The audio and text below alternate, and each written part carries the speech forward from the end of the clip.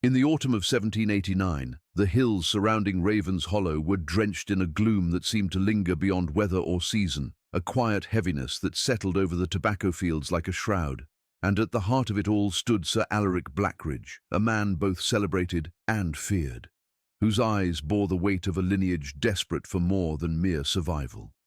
He had returned from Europe only months before, carrying with him books bound in unfamiliar leather, filled with symbols that none could read but all felt uneasy around. Books said to have been purchased from a monastery that had burned to the ground the very next day. Alaric spoke little of his travels, though his servants claimed he often locked himself in the study until dawn, muttering in a tongue that bent the air cold, and it was there, behind thick velvet curtains and flickering candlelight, that the seed of the Blackridge curse first took root. On the evening of October the 12th, thunder rolled like the growl of something ancient and unseen, and Alaric was witnessed riding alone into the forest, a sealed parchment pressed beneath his coat, the sky fractured by lightning as though the heavens themselves disapproved of what was about to be done. When he returned the following morning, his horse was soaked in mud and streaked with blood, though Alaric bore no wound upon his body, only a trembling in his hands and an expression hollowed by revelation. He spoke to no one, not even his wife, Lady Katrine, and for days afterward the manor seemed to pulse with a strange vitality, the hearth fires refusing to dim and the mirrors in the halls misting over without reason.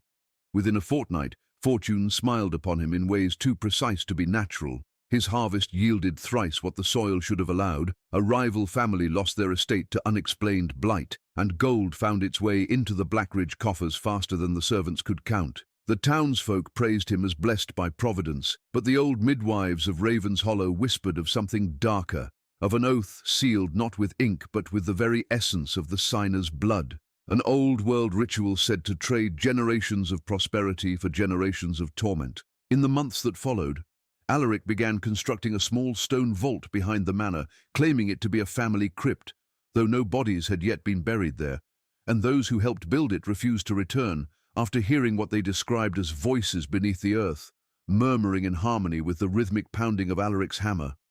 His servants noted how his reflection no longer matched his movements perfectly, lagging for the briefest of instants as if unsure it wished to follow, and at night Lady Katrine was seen wandering the corridors clutching rosary beads worn smooth by terrified fingers.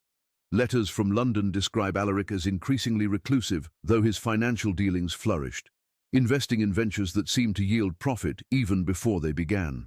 It was as if the universe itself had begun rearranging its laws in his favor, and the villagers, once envious, began to avoid eye contact with the manor entirely, crossing themselves as they passed its gates. The first sign that the price of his bargain was coming due arrived in early winter of 1791, when Alaric's firstborn son, Thomas, was found sleepwalking along the manor's west balcony, muttering the same Latin phrases his father had once uttered in the study, his skin cold as frost and his eyes wide open, yet unseeing. He was only 6 years old. Soon after, the livestock began dying, their blood drained but their bodies unmarked, and the same night the last ox perished. Every clock in the manor stopped at the stroke of 3. The family physician, a man of science and reason, documented the events in a journal that was later found hidden inside a hollowed-out Bible, describing the house as breathing, its timbers flexing with something alive beneath their polish. He wrote that Alaric refused to leave its walls, claiming that if he ever stepped beyond its gates again, the pact would claim him outright. By 1793, Lady Katrine had succumbed to fever, and her burial was held within the vault her husband had built years earlier, though witnesses said the coffin was unnaturally heavy and sealed shut before anyone could glimpse inside. That night, Alaric stood before the crypt for hours in the rain, whispering words into the ground until the soil itself seemed to absorb his voice, and when he finally returned to the manor, the candles reignited on their own. The Blackridge name now commanded fear, not respect, and Raven's Hollow, once a thriving town, began to empty, its residents whispering of unnatural prosperity bought through unholy means. The hills grew quieter, the nights longer, and somewhere deep in the vault behind the manor, the parchment of the original pact remained preserved in a glass case, its ink still glistening wet, as though the blood that had written it refused to dry. By the spring of 1794, the whispers surrounding the Blackridge estate had hardened into certainty, for whatever Sir Alaric had done in those dark woods 5 years earlier had bound not only himself but every soul that shared his blood, and the villagers of Ravens Hollow now referred to it as the Blood Pact of the Ridge, a covenant said to have been written in the lifeblood of the patriarch and witnessed by something that did not belong to this earth. It was said that deep within the Blackridge archives lay a single sheet of vellum, its edges darkened, its center marked with sigils that pulsed faintly under moonlight, and across its surface ran a signature that seemed to crawl when no one was looking. The manor's servants, those who had not yet fled, spoke of Alaric descending into the crypt on certain nights with a candle that never melted, emerging hours later with eyes rimmed in crimson, as though sleep had abandoned him entirely.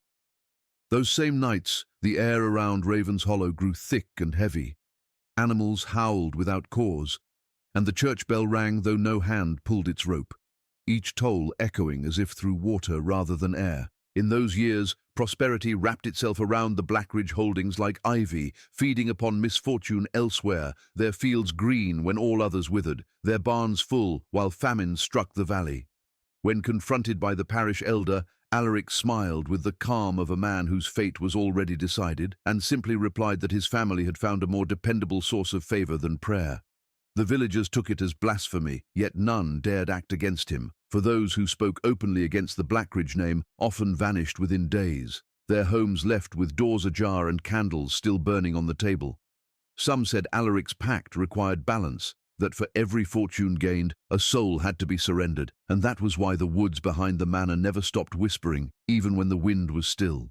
Travelers who dared to camp nearby claimed to see figures with faces obscured by veils of ash, moving between the trees, and carrying faint lanterns that glowed red like embers in the fog. By the end of the decade, Alaric's second son, Benedict, took it upon himself to study his father's private collection, the same forbidden books imported from ruined monasteries and burned libraries, and though he was barely 20, his fascination bordered on reverence. He kept meticulous notes, filling pages with observations of strange patterns that appeared on the manor walls at night, symbols he claimed were the family's protection against the entity bound by their blood.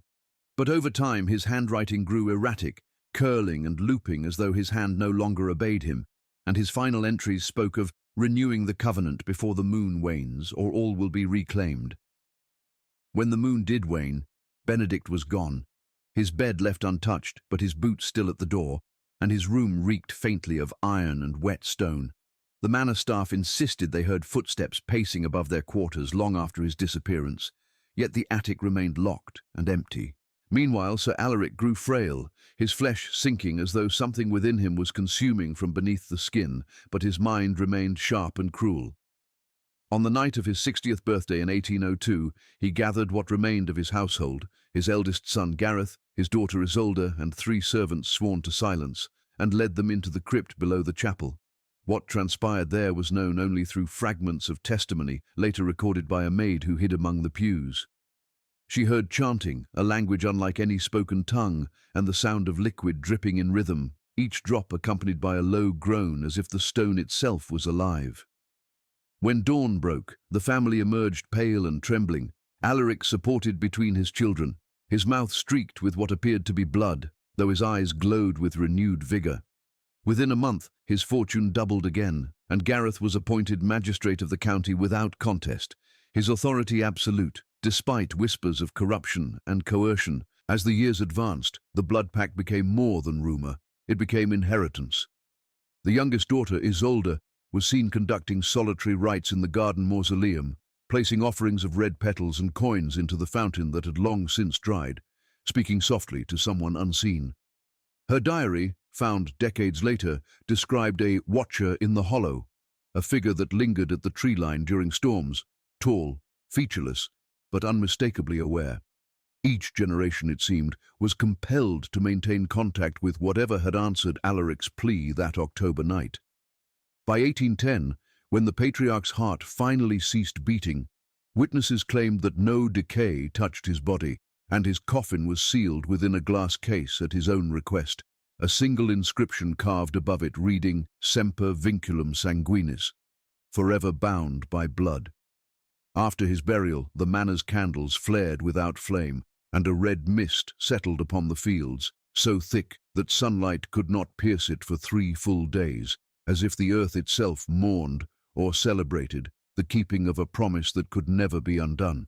The year was 1812, and the once glorious Blackridge Manor had begun to show the faintest signs of decay, though its family continued to thrive in ways that defied reason, their coffers ever full, their servants loyal yet terrified, and their bloodline steeped in a silence that felt heavier than any curse. When Gareth Blackridge took his father's place as patriarch, the legacy of the blood pact was already woven into the marrow of the family, but it was through the births that followed that the curse revealed its truest form, for each of Gareth's children came into the world beneath what the villagers would later call the Red Moon, a night sky stained with an unnatural hue that burned like dying embers above Raven's Hollow.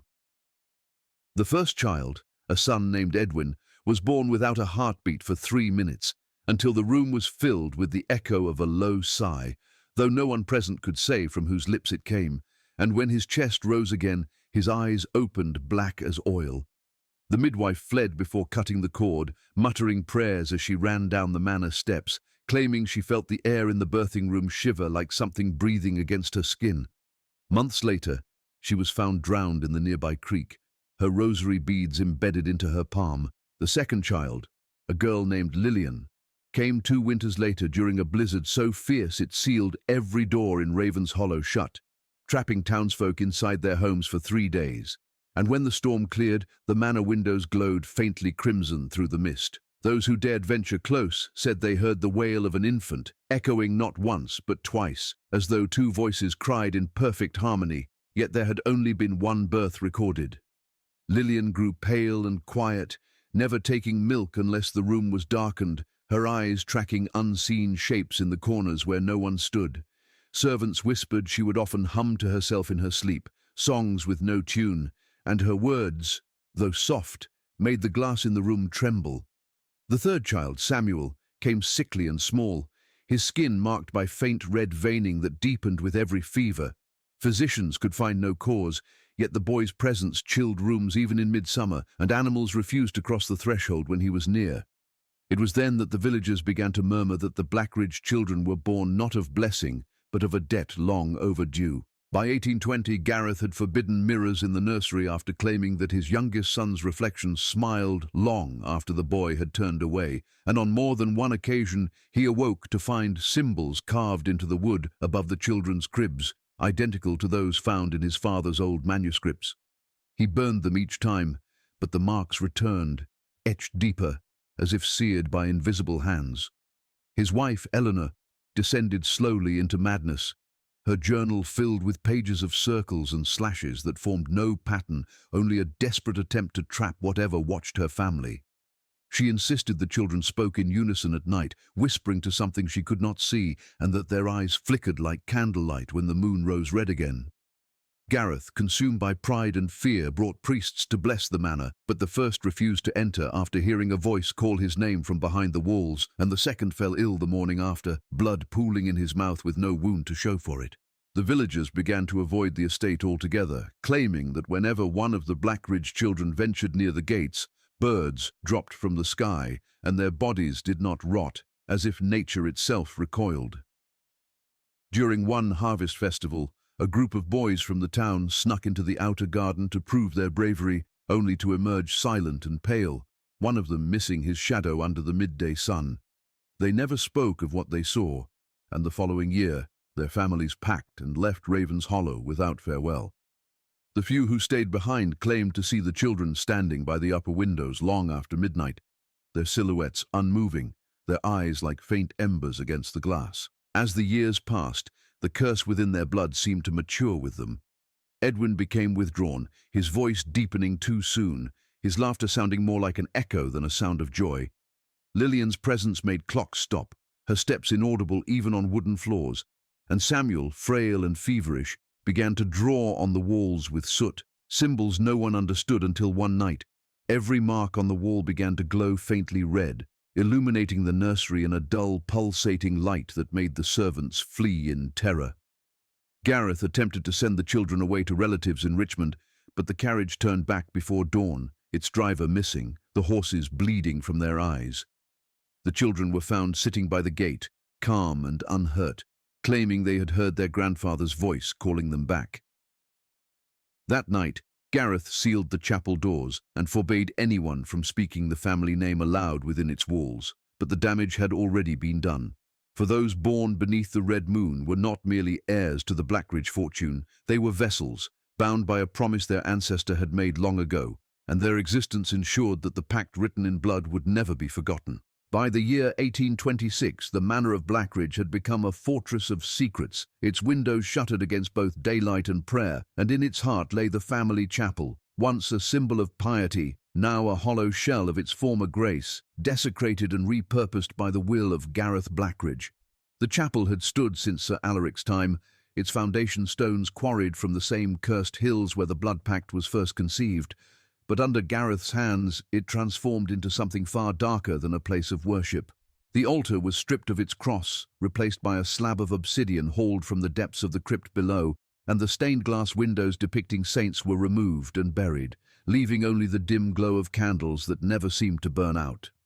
At night, when the manor slept, Gareth would descend through a narrow stairway hidden behind the choir stalls, carrying with him the tattered journal of his father and a key carved from bone, and those who served the family claimed to hear faint chanting rising through the floorboards until dawn, rhythmic and low, accompanied by the sound of liquid trickling like rain upon stone. The chamber beneath the chapel was not part of the original plans, for even the oldest blueprints of the estate made no mention of it, yet there it was. A vast underground hall with vaulted ceilings that dripped moisture and walls inscribed with spiraling sigils no mason could have carved by hand. Gareth told his family it was a place of remembrance where the spirits of their ancestors might be honored, but the servants whispered it was something else entirely, a sanctuary for the unseen benefactor of the Blackridge fortune.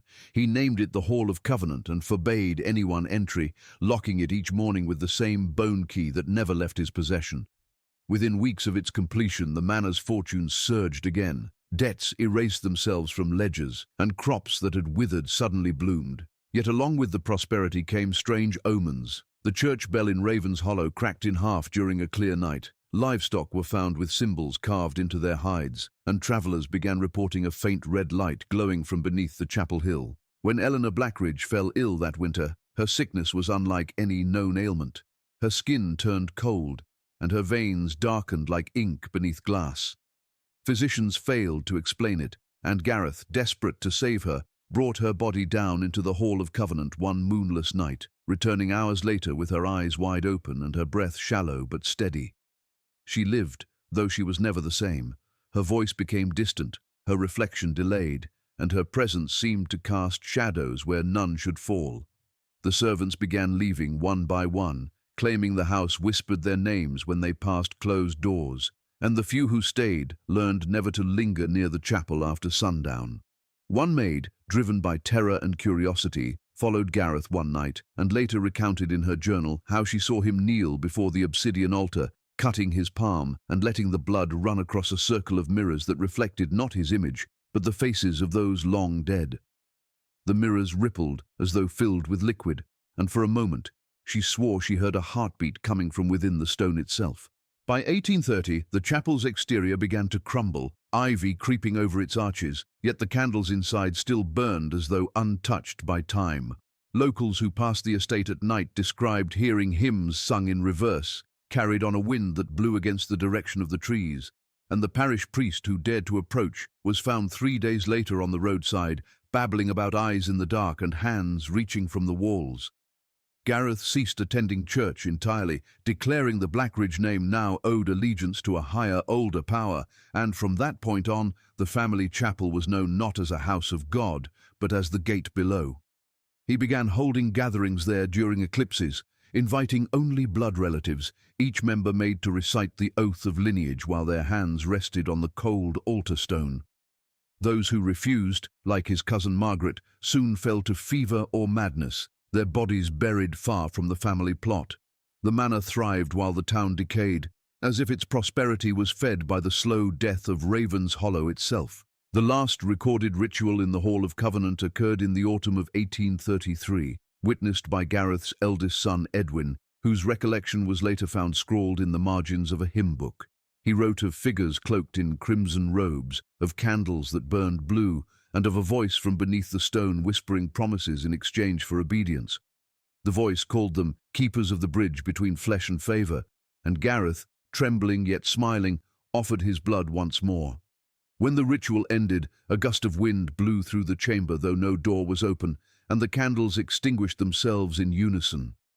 From that night onward, the family ceased to age at the same pace as others, their eyes reflecting faint light even in darkness, and the old chapel above became sealed, its doors fused by some unseen force.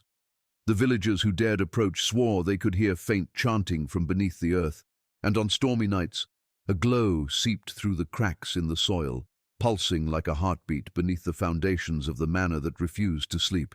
By the spring of 1834, Ravens Hollow was no longer a town that thrived, but one that endured, its people thinned by famine, disease, and fear, while the manor that loomed above them remained untouched, its gardens in bloom and its windows alight even through the darkest months.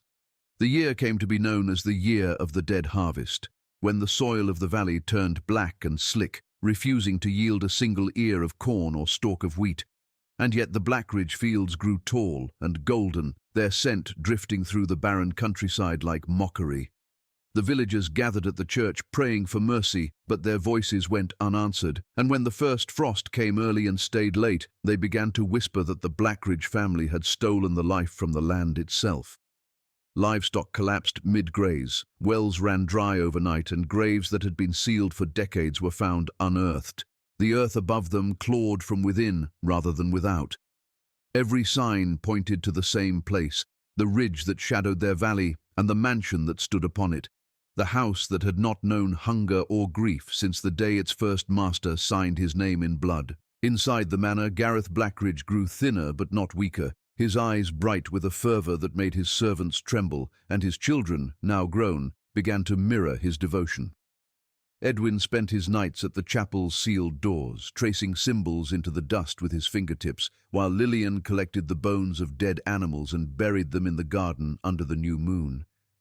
Samuel, the youngest, had taken to wandering the fields at night, speaking to the crops as if they could hear him, and in his presence the air smelled faintly of iron.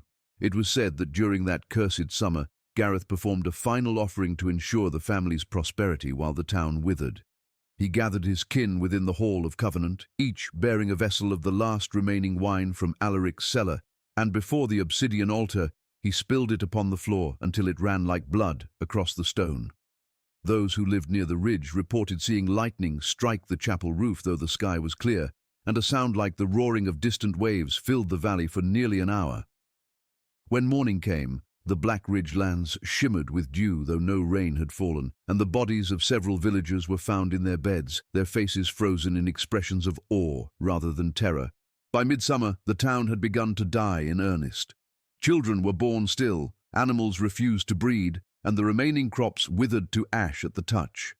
Gareth offered aid to the survivors, inviting them to dine at the manor, and those who accepted returned changed, their eyes hollow, their speech slower, their will to live dulled. Some called it charity, others called it collection, for none who ate at the Blackridge table ever lived past the next winter. Those few who escaped the valley carried stories that grew darker with distance, tales of a feast where the food steamed though no fire burned, and wine that tasted faintly metallic, thick as if stirred from a vein rather than a vineyard. In August, the local preacher, Father Daly, attempted to confront Gareth, accompanied by 6 men armed with torches and faith. Only one returned, his hair turned white and his tongue swollen, unable to speak, but still able to scrawl one word in the dirt before dying: hollow. After that, no one dared cross the manor gates again. The famine reached its peak in October, the same month the Blackridge curse had first been written decades before. On the 13th night, the villagers saw a red glow rise from the ridge, spreading across the clouds like fire, and a low hum rolled through the air, shaking the ground beneath their homes. Some fled, others knelt and prayed, believing judgment had come. In the manor, the family gathered one final time in the Hall of Covenant. The ritual that night was said to surpass anything done before, for Gareth had discovered a way to draw life directly from the dying valley to feed the estate. Witnesses from afar claimed to see the trees bending inward toward the ridge as if pulled by invisible strings, and the river that once flowed beside Raven's Hollow changed its course, curling toward the manor grounds before disappearing underground entirely.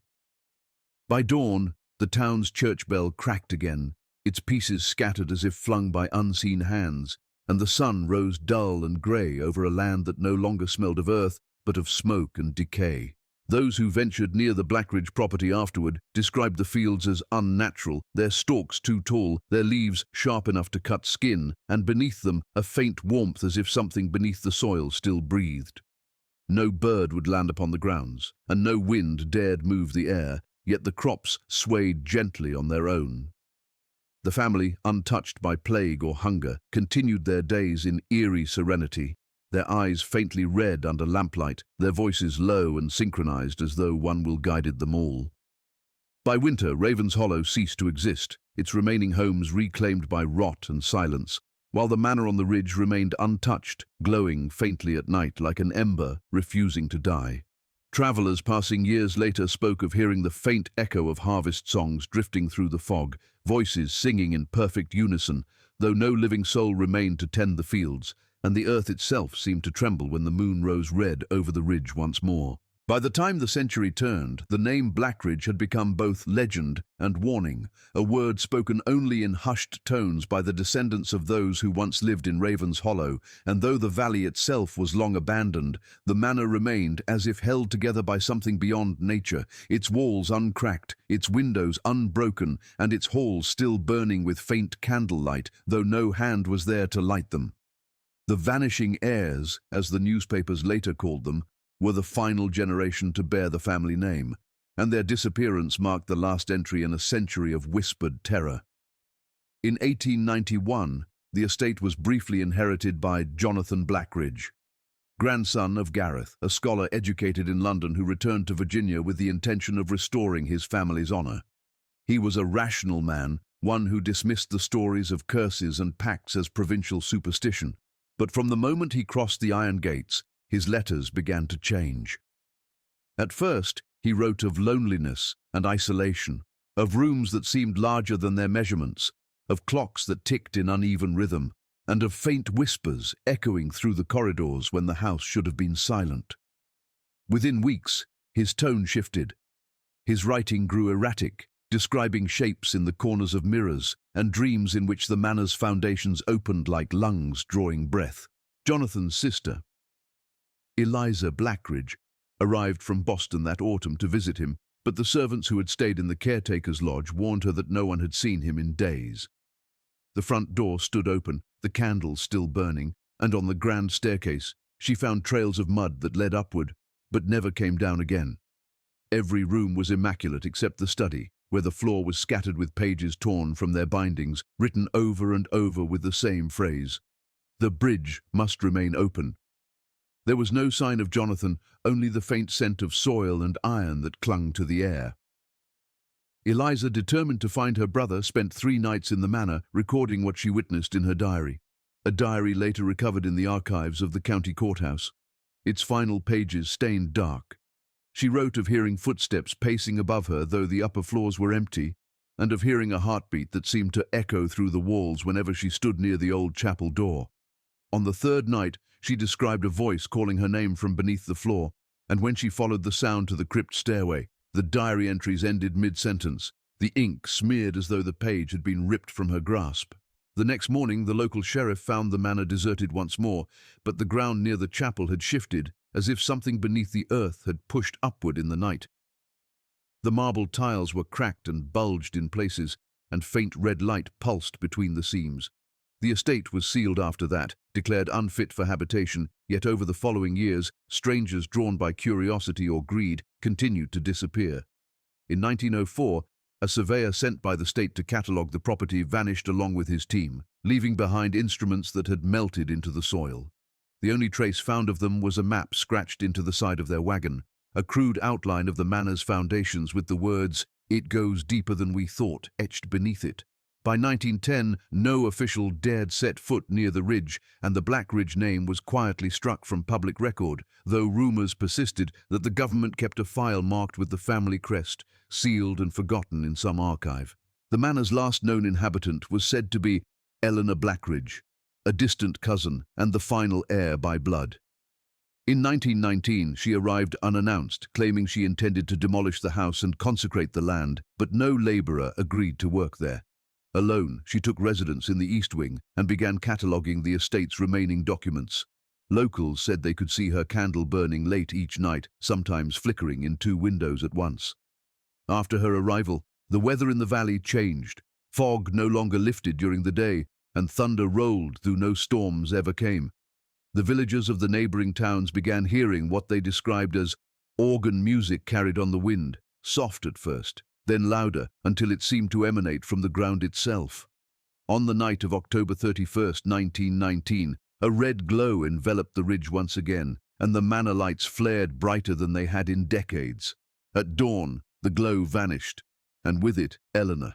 When the authorities finally entered the manor weeks later, they found everything preserved in perfect stillness, as though time had stopped. Dust had not settled, the fires still smouldered faintly, and Eleanor's journal rested open upon the writing desk. The final entry was dated the night of her disappearance, written in a trembling hand that grew unreadable toward the end. It spoke of hearing her ancestors whispering beneath the floor, of the walls breathing in rhythm with her heartbeat, and of finding a hidden door at the base of the crypt that led further down, a tunnel she claimed was carved in fresh stone, though the family had been dead for a century. No trace of her body was ever found, only her ring, embedded in the wall beside the altar, as though pressed into the stone by unimaginable force. After her vanishing, the estate fell silent at last, but travellers who passed through the hollow in the years that followed still reported seeing faint lights drifting across the ridge, moving in slow procession toward the manor gates, and hearing a woman's voice whispering softly beneath the sound of the wind, calling a name that no one alive could bear to answer.